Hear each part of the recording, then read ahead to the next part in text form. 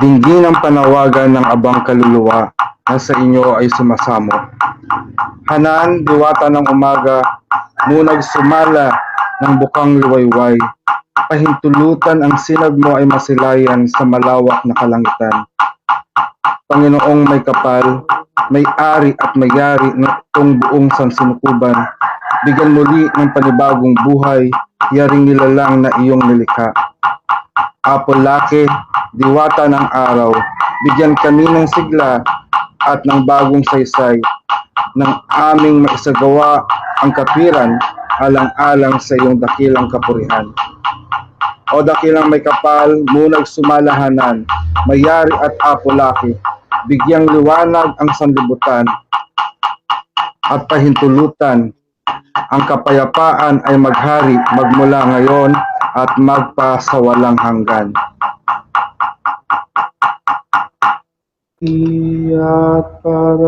Apoy na walang hanggan, liwanag na mula sa kaitaasan. Pumasok ka sa dambana mong hinirang at manahan dito magmula ngayon hanggang magpakailanman. Apoy na walang hanggan, ningning mo at kariktan, magningas sa aming buhay magmula ngayon at magpakailanman. Apoy na walang hanggan, liwanag na mula sa kanunuan, patnubay niyo at gabay, biyaya at pagpapala niyo ay aming kailangan magmula ngayon hanggang sa magpakailanman. Glory and honor to the great power that created us and the whole universe. Thank you for this new day and for the new hope that we have received right now. We are offering this day to you with all of our life, thoughts, emotions, and strength. May this offering be worthy before you as you guide us this day of our life, that we may do your will. Make us an instrument of your blessings for our family and to the whole world. Make us worthy this day, that we may become an image of your glory. From darkness, you make your light shine to guide us always. May your sacred light protect us from harm. Your great love will always reign into our life, as we will always dwell in your love. And all of our actions, we are offering back to you for the sake of your great love for us. May your love always remain in us, so that our life will always be blessed. For there is one power in the universe, and we are the perfect manifestation of that power. And for as such, we pray for peace. We pray for peace, we pray for love, and we pray for stability. We pray that all the people around the world to embrace peace. Peace that promotes justice. Justice that follows discipline and orderliness. Discipline and orderliness as a result of understanding. Understanding as a product of knowledge, and knowledge as a fruit from the seed of love. O great Supreme Divine Spirit, we come before you and ask you to bless us, your children, with courage. Courage that makes love and peace, to overcome all forms of evil, fear, hatred, terror, violence, warfare, and worries around the world. By the power of love that gives us life, may peace prevail on earth. May all the people around the world be blessed with peace. May all the inhabitants of Mother Earth enjoy the blessings of love. As we create and manifest this in our life, by our unified will, with aiming no harm to anyone and in full gratitude to the divine, we accept and receive this. And it is so, so mote it be. And good morning, good afternoon, or good evening wherever you are in the world. This is Apo Adman of Luntiang Agama Natural Divine Art Shine of Healing, and today is September 29, 2021. It is already on our 29th day, and tomorrow will be our last day for our Sunrise Peace Prayer Devotion. So every year we are going to observe this month to be a month of praying for peace. As a peace weaver, we are dedicated in praying for peace not only on the month of September, but we dedicate ourselves to pray it every day. So why prayer? Why do we need to spend our time in prayer? Why make effort in praying for peace, and why the why most religion around the world employ prayer, no? So this is the common denominator of all religion around the world. Every religion have taught prayer to be a means of communication with the divine. But aside from the divine spirit, how prayer can affect lives of people? Can prayer work? No, in our previous messages, no, years, no, the message of peace that we have delivered in Saudi Arabia, I made a controversial post blog about prayer. No, if last month you hear, I also discussed this about this, that I said that prayer, no, has no power to change the world, but the power of prayer is to change the one that prays. So for me, it is important that every person should pray, and know how to pray, because the power of prayer only happens to the person that pray. As praying the rosary of peace, or the prayer of peace that we are saying every day, if you will notice that the prayer reminds us of how life should happen, no? So in our prayer, we have prayed for peace, but what kind of peace that should happen in our life? It says peace that promotes justice, no? So in our prayer, we are being reminded that justice must be served every now and then. All throughout our life, there should be an equality. It should be equal, no? But what kind of justice? It says in our prayer, justice that follows discipline and orderliness. Then so on and so forth. Diba? And how to obtain that discipline and orderliness?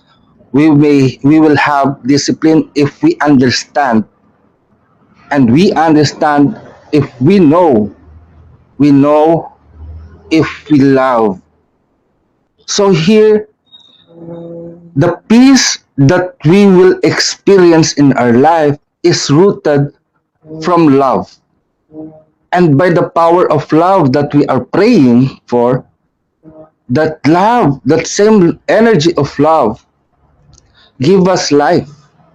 And indeed, in Christian tradition, it is said that God is love, and the life that we have comes from God. So the power of love, even if we analyze it on a mundane aspect, we are all product of love, because our mother and father show their love to each other, that forms or that creates us. And the reason of you why you are living is because of that love. So that's the number one thing that I value prayer, because in praying, through prayer, we are being trained. Our soul is being trained of what we should act in this world. It is through prayer that we are receiving the commandment of the divine, of God. I admire our Muslim brothers, no? Because 5 times a day they are receiving the message of God through prayer, and they give value to prayer. So as the monks and the Hindus, the Buddhists and the Hindus, they really spend a lot of time in prayer, in chanting the mantras, in chanting a special prayer, because that prayer helps them to to live their life, no? Because there are mantras that will remove all the negative energies in their surrounding. There are prayers that could be recited when you need some extra energy, when you need financial blessings, and on many different aspects of or needs of life. The second part, why we should pray. It is our power. This is a power that been given to us by the divine to communicate with the unseen spirit. We cannot see God, but it doesn't mean that we cannot see God. God does not exist. Even in judicial court, they use prayer. No, they use prayer in making their decision. And when I studied that, the kind of prayer is like that they are giving words that will be carried out to the mind and to the heart of the person that is involved in the court hearing. So it means it's like an order of how life should be. Again, the prayer here is a form of teaching on how to live. In most religion, no, even the indigenous religion, they use words to utter in terms of they utter words, they speak words in order to communicate with the unseen, such as the nature spirits, the ancestral spirits, and the divine spirits. By knowing how to communicate with them, no, we will receive information, we will receive knowledge that are coming from the unseen spirits, such as the Encanto, the Anito, and the Diwata. Prayer is very important to us because the power of the words that comes from your mouth affect not only the spiritual world but also the soul of an individual. In Hilot Academy of Binabaylan, there is a teaching that I teach to the students that whatever comes into our mouth may benefit or destroy our body, such as the food that we eat. And the other one is whatever comes out to your mouth, no, may be beneficial or malevolent to other people. Why? Diba? What are the things that comes out to our mouth? So when we vomit, that is bad. No, we could not eat that back because that is toxin, that is poison already that we vomit out. And when we speak words, the words that we speak might be beneficial or beneficial or malevolent to other people, because the words that comes out to your mouth will travel in the air and will enter their ears, and when they recognize your word and you understand the words that you pick up, will be processed in their mind and they will feel it in their body. That will give reaction to their life. Last night, I have a conversation with Lakay Magbaya, and we talk about the power of the soul. If the soul can be killed, manipulated. In Hewlett Academy, we teach that this physical body is the dwelling place of our soul. The reason why we live is because we have soul in our body. And when a stimulus, when somebody hit us in our body, we receive sensation, no? And the one that feel that sensation is our soul. Our soul tell that that is pain, that is pleasure, that is satisfaction, etc., etc., no?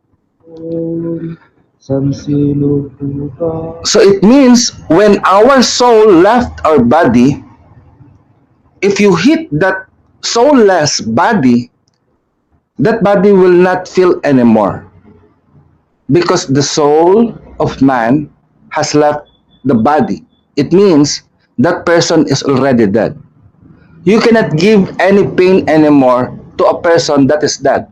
The body will not respond anymore to any stimulus that you will do. So it means it is the soul that make us feel. The soul is a part of the divine spirit. We could tell that the soul is equated to energy, which is defined by science as not created nor cannot be destroyed, but can change form. The one that you can see is that you can see speaking is not the body of Apo Adman. The one that speak up, the soul of Apo Adman only uses the body to have a voice. Because we are here on the earth plane, on the mundane world, that has limitation of time and space, and our body used to communicate words. So our soul feeds the body to make the voice out of us, and the topic that I am telling is created by my soul, by the divine spirit that is within me. That's why it has been transferred. And the one that listen and understand on your part is not your physical ears or physical body, but it is your spirit receiving this message. In history, the reason why people easily converted into the new religion, because the new religion also use prayer, use the gospel, use the evangelization to convert the soul of our ancestor from being indigenous in worshiping the Diwata, the Anito, and the Encanto, and they replace it with the belief in Jesus Christ, in the belief of the saint. It is the same thing that happened in Islam. They teach prayer and they teach gospel. Now in this day, we are showing you back, giving you back a path where you can walk to the path that our race have walked before. We are sharing you the information of how our ancestor believed in the souls. It is not only human that has a soul, but also the animals and all things that exist has a soul. And our souls can easily respond to prayer. So the prayer has a power to affect the soul of a person. This is why we spend more time in prayer, because there are many people in the world that are suffering. We may not be able to help them physically to supply all their needs, but the power of prayer we believe it can affect their need to manifest, no, in their life. This is the reason why the Babaylan, the priests, indigenous priests of our society, the shamans and the healers, have the ability to change lives. We cannot kill the soul because we cannot destroy the energy, but the energy, according to the natural and universal law, can be transformed. And prayer, and through prayer, we can transform that energy. So don't give up on prayer because you have a soul. If your body is being fed with food to have shape and form and to supply your energy, your soul also needs energy, and your soul also needs to be nourished. And through prayer, your soul is being nourished. So until then, this is all for now. I hope to see you again on our last day tomorrow. If you have some question, comments, kindly write it down below. And if this is your first time to watch us, give us a thumbs up and make sure to follow us and subscribe. So see you again tomorrow on our last day. May you all blessed be peace. Mayari na, pag-asatin. Paalam!